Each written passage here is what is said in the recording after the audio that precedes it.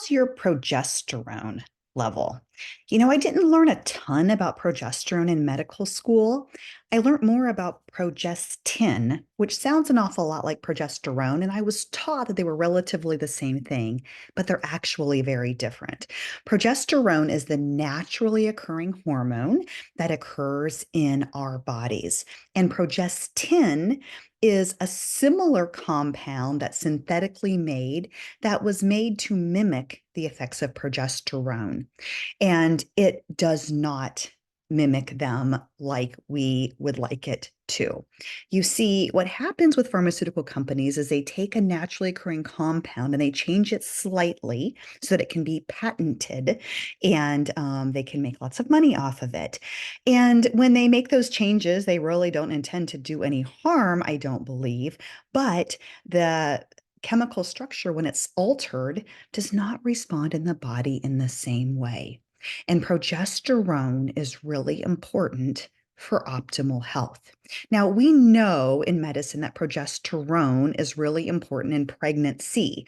Progesterone, progestation, pro-pregnancy. And it is really important there. And so that is the area where we tend to look at it. We also know that if we're going to use hormone therapy in women who have a uterus, that progesterone or progestin is needed to prevent the increased risk of uterine cancer that can come with estrogen therapy by itself. But beyond that, there is so much more benefit to having adequate progesterone levels. Progesterone levels will often start to fall in the in someone's 30s. And then that further exacerbates hormonal problems because we need progesterone to balance estrogen. So when progesterone is low, we can have PMS type symptoms, we can have trouble sleeping, we can have anxiety. So progesterone is necessary to feel great. Here's another thing. Progesterone is protective against breast cancer. Yes, you heard me say that right. Progesterone protects against breast cancer. There's two great books that I have read recently about hormones. The first is from Dr. Pam Smith called What You Must Know About Women's Hormones. I read this book cover to cover, and I agree with everything Dr. Pam Smith has to say in this book. But here's what she says about progesterone. Women with the highest levels of progesterone who had regular cycles had an 88% reduction in the risk of developing breast cancer.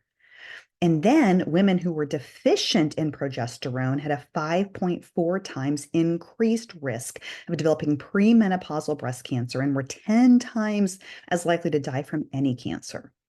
So progesterone is good for you. Progesterone not only helps you feel better, but also helps to protect you from future diseases.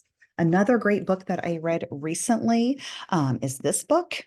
Okay. And this book is called What Your Doctor May Not Tell You About Breast Cancer, How Hormone Balance Can Help Save Your Life. And they talk a lot in this book about the benefits of progesterone as well.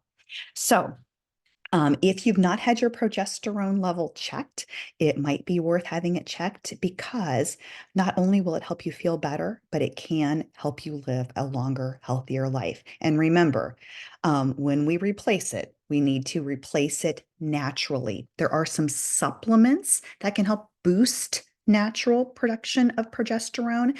And then we also can replace it with a compounded medication at the pharmacy. There is also a brand name of progesterone called Prometrium that is available commercially, and that can be an okay choice too, but not Progestin. Progestin is what's in birth control pills and things like Prempro or Provera, and those do not give us the same benefits as a naturally occurring progesterone. Hope this helps. Have a great day.